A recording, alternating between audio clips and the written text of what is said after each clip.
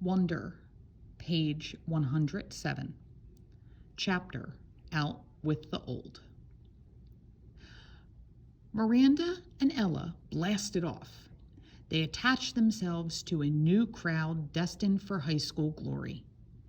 After a week of painful lunches where all they would do was talk about people that didn't interest me, I decided to make a clean break for it. They asked no questions. I told no lies. We just went our separate ways. I didn't even mind after a while. I stopped going to lunch for about a week. Though, to make the transition easier, to avoid the fake, "Oh, shoot, there's no room for you at the table, Olivia," it was easier just to go to the library and read. I finished War and Peace in October. It was amazing. People think that it's such a hard read, but it's really just a soap opera with lots of characters, people falling in love, fighting for love, dying for love. I want to be in love like that someday. I want my husband to love me the way Prince Andrei loved Natasha.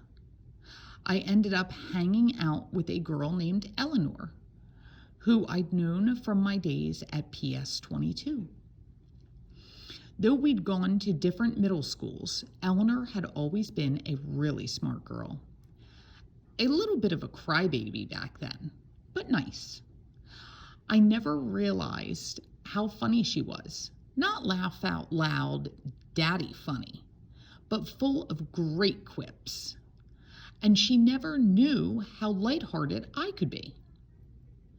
Eleanor, I guess, had always been under the impression that I was very serious. And as it turns out, she'd never liked Miranda and Ella. She thought they were stuck up. I gained entry through Eleanor to the smart kids table at lunch. It was a larger group than I'd been accustomed to hanging out with, and a more diverse crowd. It included Eleanor's boyfriend, Kevin, who would definitely become class president someday. A few techie guys, girls like Eleanor who were members of the yearbook committee and the debate club, and a quiet guy named Justin who had small round glasses and played the violin, and who I had an instant crush on. When I'd see Miranda and Ella, who were now hanging out with the super popular set, we'd say, "Hey, what's up?" and move on.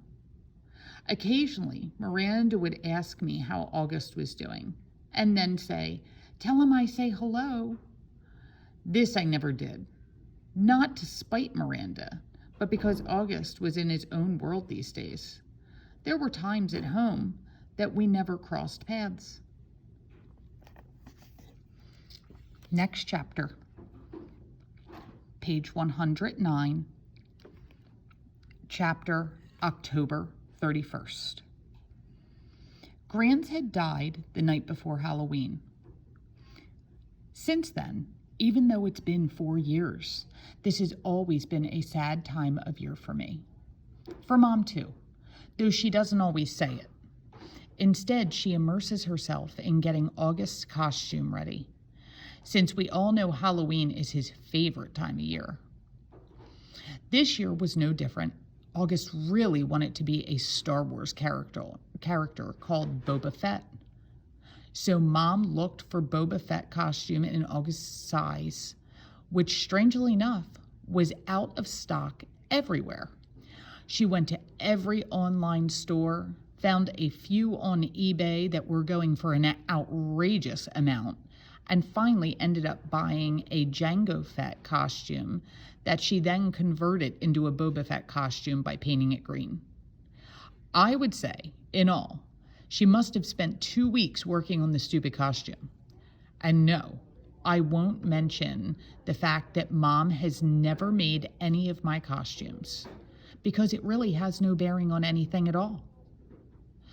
The morning of Halloween, I woke up thinking about Grants, which made me really sad and weepy. Dad kept telling me to hurry up and get dressed, which just stressed me out even more. And suddenly I started crying. I just wanted to stay home. So Dad took August to school that morning, and Mom said I could stay home. And the two of us cried together for a while.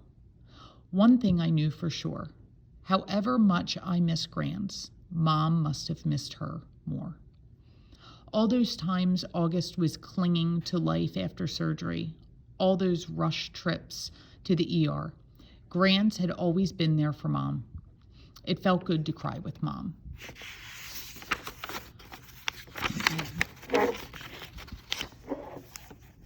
For both of us. At some point, Mom had the idea of our watching The Ghost and Mrs. Muir together,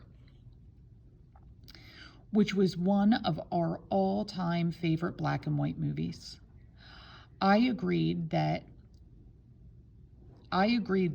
that was a great idea. I think I probably would have used this weeping session as an opportunity to tell Mom everything that was going on at school with Miranda and Ella. But just as we were sitting down in front of the DVD player, the phone rang. It was the nurse from August's school calling to tell Mom that August had a stomach ache and should be picked up. So much for the old movies and the mother-daughter bonding. Mom picked August up, and the moment he came home, he went straight up to the bathroom and threw up. Then he went to his bed and pulled the covers over his head. Mom took his temperature, brought him some hot tea, and assumed the August's mom role again. Via's mom, who had come out for a little while, was put away. I understood, though. August was in bad shape. Neither one of us asked him why he had worn his bleeding Scream costume to school instead of the Boba Fett costume Mom had made for him. If it annoyed Mom to see the costume she had worked on for 2 weeks tossed on the floor unused, she didn't show it.